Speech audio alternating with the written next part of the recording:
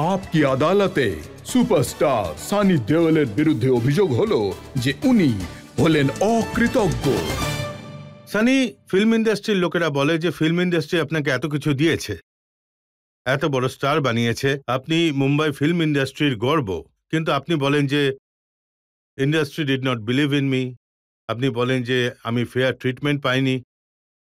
You are very right, but কি হয় জানেন তো, যে ওখানে যে পরিবেশটা, আমি তো সবসময় বলি বাবার যে ক্যাপেবিলিটি আর বাবা যে ডেলিভার করেছেন যেটা গোটা ইন্ডাস্ট্রিতে শুরু থেকে আজ পর্যন্ত, সেই ক্যাপেবিলিটি আমি অন্য কারোর মধ্যে দেখিনি, কিন্তু আমি কখনো দেখিনি তাকে ওইভাবে অ্যাপ্রিসিয়েট করা হয়েছে। তো সেই কারণে আমি এরকম কথা বলি আর কি। আর দ্বিতীয় কথা হলো যে আমি সবসময় কখনো যদি ভালো কিছু করি, তো আমার কাছে সামনে থেকে কোনো স্টুডিও বা অন্য কোনো বড় বড় প্রডিউসার, ডিরেক্টর এত তাড়াতাড়ি আমার সঙ্গে কিন্তু কেউ কাজ করতে আসেননি। প্রায়ই আমি যা কাজ করেছি, মোস্টলি সবসময় নিউ কামার্সদের সঙ্গেই কাজ করেছি।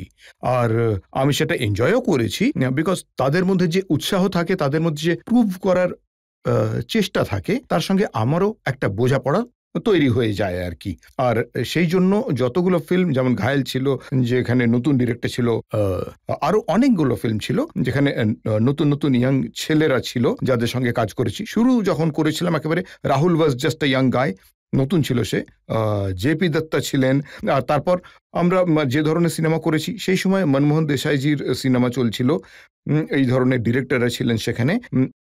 আর আমরা ওখানে আমাদের আলাদা একটা ঘরানার সিনেমা নিয়েছিলাম সত্যি, যেটা অবভিয়াসলি সেই সময় ইয়াং স্টারদের সঙ্গে বেশি রিলেট করতো আর কি, ব্যাপারটা রিলেট হতো। কিন্তু ডেফিনেটলি এরপর আমি কখনো বড় স্টুডিও বা বড় ফ্যামিলি যা ছিল, যারা প্রচুর ফিল্ম বানাতেন, যারা তাদের সঙ্গে কাজ করার খুব একটা অপরচুনিটি পাইনি। আর তাছাড়া এই গাদার রিলিজ করলো তো অনেক মানুষই প্রশংসা করেছেন। সলমান খান টুইট করেছেন, উনি ফিল্মের পোস্টার টুইট করেছেন, লিখেছেন যে 2.5 কিলোর হাত 40 কোটির ওপেনিং এর সমান সমান।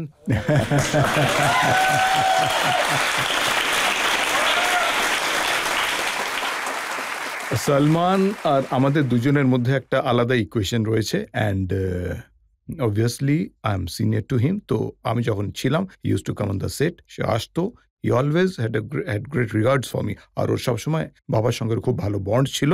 আর তো and so that give and take আর কি, যেটা মানে খুব কম লোকের সঙ্গেই হয়। আর অবভিয়াসলি এমন নয় যে ওরা সবাই আমার কলিগ, তো I have my bond with everyone. তবে আমি কিছুটা মানে আমার মনে হয় যা কিছু হোক, আমার যেটা পছন্দ সেটা পছন্দ করুন, না করলে আর দরকার নেই। প্রশংসা করেছেন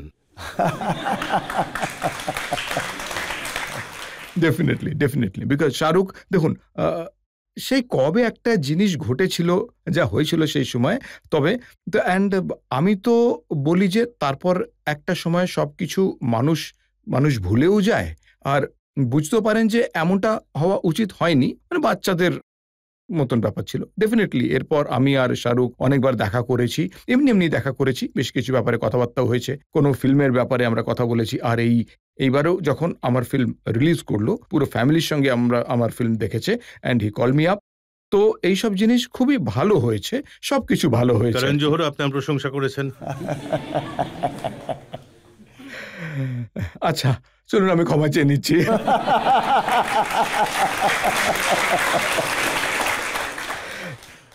কিন্তু আপনার হয়তো এই জন্য এটা মনে হবে কারণ ইন্ডাস্ট্রির অন্য লোকেদের মতো আপনি নন। আপনি সবার সঙ্গে খুব একটা মেলামেশা করেন না, আপনি পার্টিতেও খুব একটা যান না।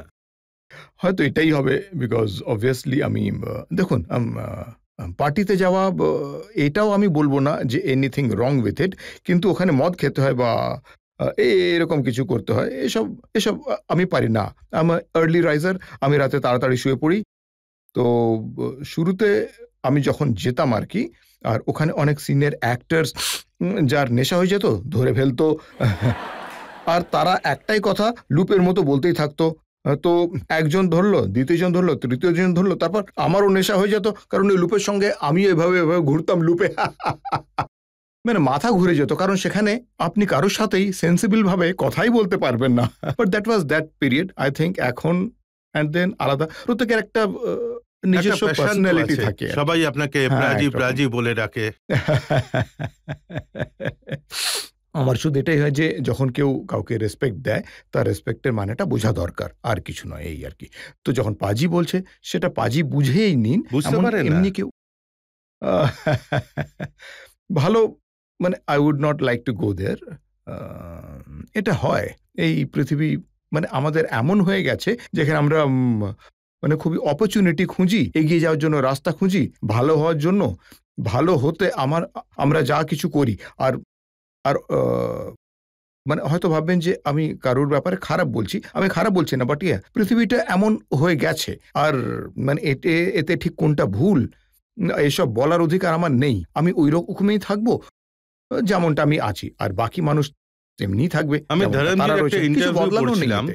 উনি বলছিলেন যে আমি সানিকে শেখানোর অনেক চেষ্টা করেছি। আর উনি ওই গানটার কথা উল্লেখ করলেন, মৌসম কিউ বরসতা হ্যায়, ডর কিউ মুঝকো লাগতা হ্যায়। উনি বললেন যে আমি ওকে বলেছিলাম যে অমৃতা সিংকে জড়িয়ে ধর।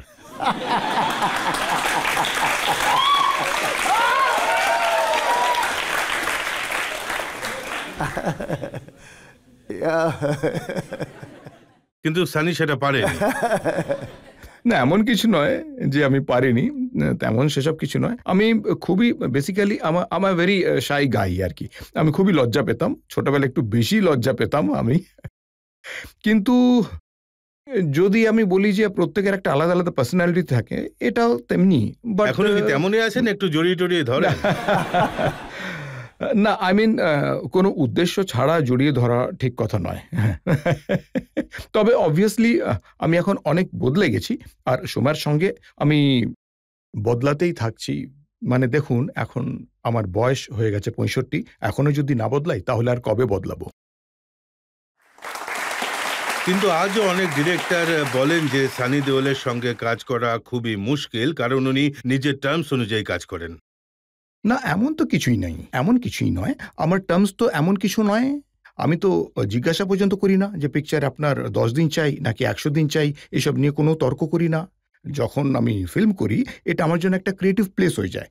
যেখানে সেটা একটা, মানে বাচ্চার মতন আরকি। আর আমরা সবাই তাকে একটা সুন্দর রূপ দিতেই লেগে থাকি সবাই মিলে।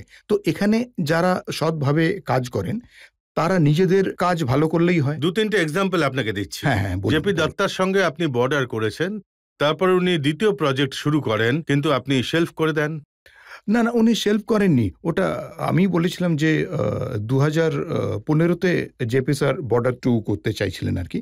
কিন্তু ওই সময় আমার ইয়ামলা পাগলা আ 2 রিলিজ হয়েছিল। আর সেটা চলেনি। তো অবভিয়াসলি আমাদের ইন্ডাস্ট্রি এমন যে, মানে শুধু এটা না, সবাই এরকম। একটা যদি না চলে, কেউ পিকচার বানানোর সাহস দেখান না আরকি। আর যখন আপনার ফিল্ম চলে, সবাই চায় আমি এটা বানাবো, ওটা বানাবো। মানে কিন্তু বাট পৃথিবী এভাবেই চলতে থাকবে। আপনার যত ফিল্ম হিট হয়েছে তার থেকে বেশি ফিল্ম তো তৈরি হতে হতে থেমে গেছে। না, এমন নয় যে সব তৈরি হতে, হতে থেমে গেছে। তবে আমি আমি দেখুন, আপনাকে কিছু নাম বলছি। হ্যাঁ, হ্যাঁ, সানি, বলুন, বলুন। নিশ্চয়ই। শীশা, চুনৌতি, ইন্ডিয়ান, বজরং, ইশক মোহব্বত, অবতার, ধুল, এই সব ফিল্মগুলোকে মেনশন করা হয় না, যে না, না, না। সিসা বলে তো আমার কোনো ফিল্ম ছিল না, না। এই পিকচারগুলো তবে তৈরি হয়নি। না, বজরং ছিল যেটা করছিলাম। তখন মানে বেচারা প্রোডিউসার মারা গিয়েছিলেন। তাই আর কাজ এগোয়নি। আ আর তারপর কোন, কোন নাম বলছিলেন আপনি? আর আমি নাম বললাম ইশক মোহব্বত, না, এটা তো আমি জানি না। অবতার, আভতারও জানি ইন্ডিয়ান, না। ইন্ডিয়ান তো আমি ধুল। নিজেই তৈরি করছিলাম সেই সময় আরকি। নিজেই বানাচ্ছিলাম। ওটার মহরতও হয়ে গেছিল। তাতে ঐশ্বরিয়ার থাকার কথাও হয়ে গেছিল। ওটাই উনার লঞ্চিং ছিল। আমরা গানও শুট করেছিলাম। মানে রীতিমতো বলতে পারেন বেশ বড় লেভেলেই বানাচ্ছিলাম আরকি। কিন্তু তারপর বাজেটের কারণে ফিল্মটা আর তৈরি হয়নি। হ্যাঁ। বাজেট তো আপনি গদেরও খুব কম পেয়েছিলেন। হ্যাঁ, কিন্তু এইবার আমাদের বানাতেই হতো। খুবই দরকার ছিল। এই কথাটা প্রুভ করা তো খুব দরকার ছিল যে আমরা করতে পারি। সেজন্য কেউ আর কোনো রকম কমপ্লেইন করেনি। আর আমরা ওই ফিল্মটি বানিয়ে ফেলি। এই জন্য সাকসেস এতটা বেশি, কারণ যে ফিল্ম আপনি ৫০-৬০ কোটিতে বানালেন সেটা ৫০০ কোটি কামিয়ে নিল। অবভিয়াসলি। জনগণের মধ্যে থেকে কোনো প্রশ্ন? হ্যাঁ, আমি এটা জিজ্ঞেস করছিলাম সানি স্যারকে, যদি আপনি অ্যাক্টর না হতেন তাহলে আপনি কি হতেন? আহ, আমি কি হতাম? দেখুন, যখন ছোট ছিলাম, কলেজে পড়ার সময় স্কুল পাস করছিলাম, তখন আমার ড্রাইভিং এর খুব শখ ছিল আরকি। তো আমি হয়তো রেসিং, ড্রাইভিং, র‍্যালি বা রেসে যাওয়ার আমার খুব শখ ছিল। আহ আর আমার বক্সিং এরও খুব শখ ছিল। কিন্তু অবভিয়াসলি সেই সময় বাড়ির লোক ওইদিকে যেতেই দিচ্ছিল না আমায়। আর তারপর ডেফিনিটলি আমি আ পড়াশোনা খুব বেশি একটা করিনি আরকি। আর অবভিয়াসলি মনের ভেতর একটা ইচ্ছে ছিল যে মানে, কারণ বাড়িতে একটা পরিবেশ ছিল, আমি ফিল্মও দেখতাম। তো মনে, মনে অ্যাক্টর হওয়ার একটা ইচ্ছেও ছিল আমার। আর আমি লজ্জা পেতাম, বেশি কথা বলতাম না। তো আমার মনে আছে যখন বাবাকে বললাম, "আমি অ্যাক্টিং করতে চাই।" তো উনি বললেন, "ঠিক আছে, তোর যা ইচ্ছে তুই সেটাই কর। তোর এটাই ইচ্ছে যদি।" তখন ভাবলাম, আমি কি করব? কিভাবে হব অ্যাক্টর? কিভাবে অ্যাক্টর হব? কারণ এখানে সবাই আমায় চেনে। যেখানে যাই সেখানে হয় লোকেরা ভালো বিহেভ করত, নয়তো খারাপ। এখানে একজন আ নরমাল মানুষের মতো কাজ করা কিন্তু খুবই মুশকিল। তো সেইজন্য আমি ইংল্যান্ড চলে যাই আরকি। ওখানে গিয়ে আমি আ বার্মিংহামে একটা ওল্ড এজ থিয়েটার আছে। আমি ওখানে যাই আর ওখানে আমি অ্যাডমিশন নিই। শশীজি শশী কাপুরজি আমাকে ওখানে অ্যাডমিশন করিয়ে দেন। উনার ছেলে কুনাল ওখানেই ছিল। আর ওখানে গিয়ে বিকজ কেউ আমায় চিনত না, তো obviously I went through doing stage work. আ এখনো মনে আছে। তবে কেউ যদি ডায়ালগ বলতো আমায় বলতে, আমার সেটা মনে নেই। আমি ওথেলো করেছিলাম। অ্যান্ড ওখানে আমি ফ্রিতেই করতে থাকছিলাম। অ্যান্ড 1 1/2 ইয়ার্স আমি ওখানে ছিলাম। তারপর আমার এখনো মনে আছে যে যখন আমি ওখান থেকে বেরোলাম, তখন আমি একটা সার্টিফিকেট পেয়েছিলাম। তো সেখানে শুধু ২-৩ মার্কসের জন্যই ডিস্টিংশন রয়ে গেছিল আমার আরকি। আর অবভিয়াসলি বিকজ ল্যাঙ্গুয়েজের সমস্যা ছিল, লিটারেচারে আমার প্রবলেম ছিল আরকি। আমার এখনো মনে রয়েছে আমাদের যিনি টিচার ছিলেন, উনি ইংরেজ ছিলেন। তো উনি লিখে দিয়েছিলেন যে, "you can never become an actor." তো আমি বললাম, "চলো ঠিক আছে।" স্যার, আমার প্রশ্ন নয়, তবে একটা অনুরোধ রয়েছে। আপনার অনেক ভালো, ভালো ডায়ালগ রয়েছে। তবে জনতার সবচেয়ে ফেভারিট ডায়ালগ হলো, "ये 2.5 কিলো का हाथ।" স্যার, একবার বলে শুনিয়ে দিন। স্যার প্লিজ একবার।